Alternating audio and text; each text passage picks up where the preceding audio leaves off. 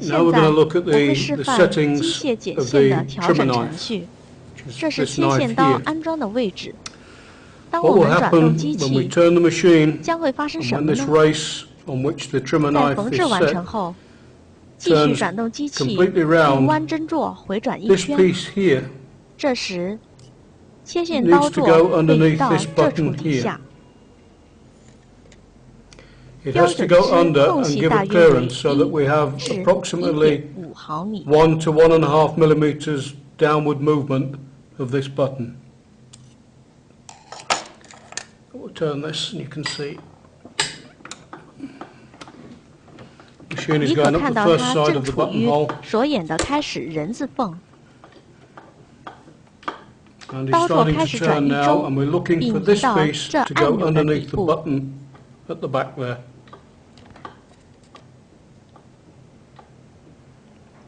它已经在按钮下，我们可检查一下，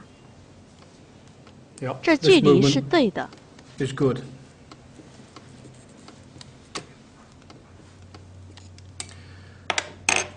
若是增加或减少这空隙，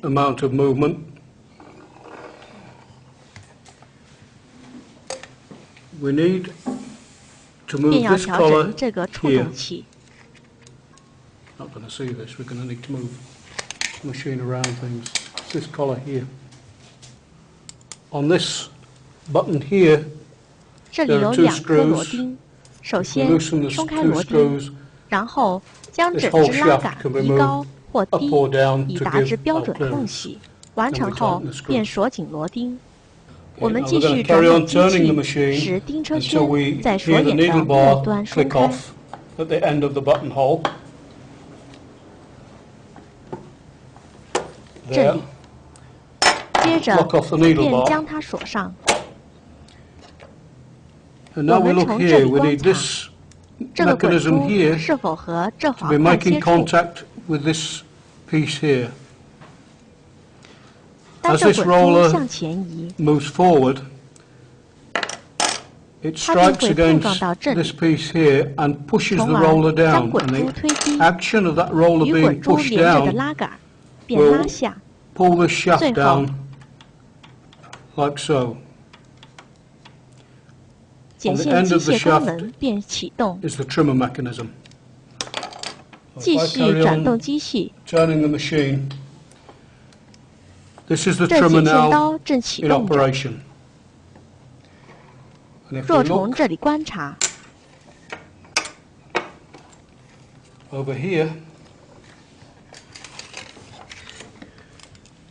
可看到这按钮正将剪线刀向下拉，而剪线刀已划过砧板的一半。继续转动机器，便可使剪线刀继续横摆，直到滚珠被释放。接着，剪线刀会跳回原来位置，并将面线剪去。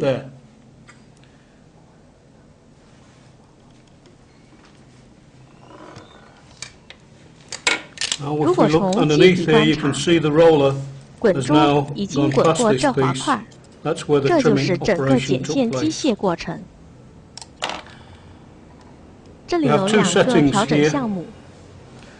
第一是调整这个承托架的位置，这直接影响启动剪线功能的时间。先将机器的锁眼长度调整到不可要求最长位置，转动机器完成整个缝制过程。这时候便可以调整这个托架的位置。标准位置是这承托架刚刚设在这滚珠前，并收紧螺钉。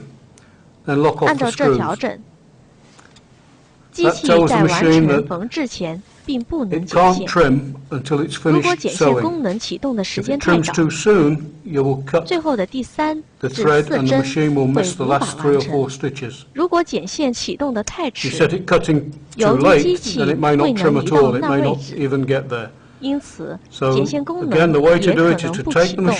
因此，调整的方法是先调到最长的锁眼长度，转动机器使它后转一周，然后将砧杆锁上。再松开这2颗螺钉，然后将承托架调在刚碰到的这滚珠的位置，然后锁紧螺钉。第2项调整项目，关键是这螺钉。先松开螺钉，将这承托架以顺时钟方向转向上，这样便增加剪线刀划过砧板的弧度。我们不需要太宽的移动幅度，标准移动幅度是刚刚好，不够剪去面线。如果剪线幅度过宽，这样面线和底线都会被一起剪掉。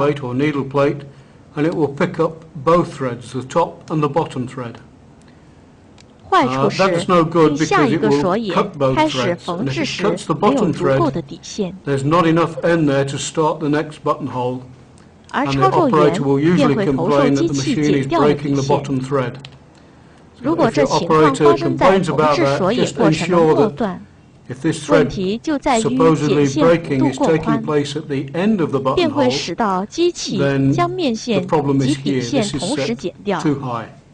在这情况，松开这螺钉，并将承托架以逆时针方向转低一点，就可限制剪线刀划过砧板的幅度。